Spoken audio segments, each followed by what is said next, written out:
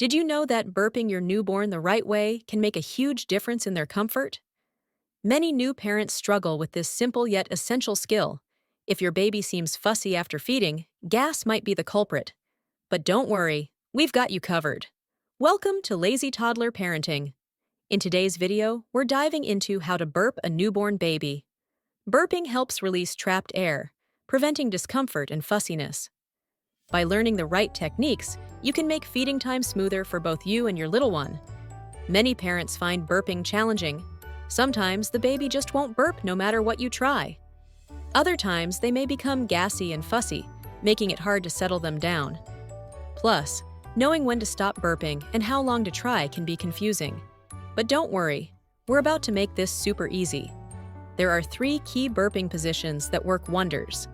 The shoulder method. Hold your baby upright against your shoulder, support their bottom, and gently pat their back. The sitting up method. Sit your baby on your lap, support their head and chest with one hand, and pat or rub their back with the other.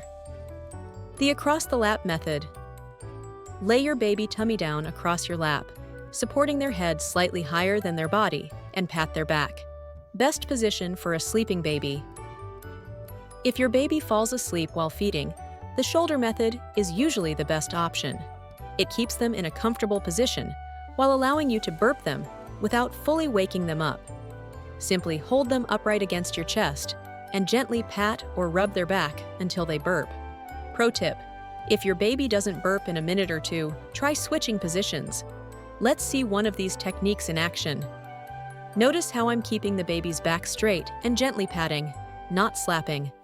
Watch for little cues, like squirming or a slight arch in the back. That signal they need to burp.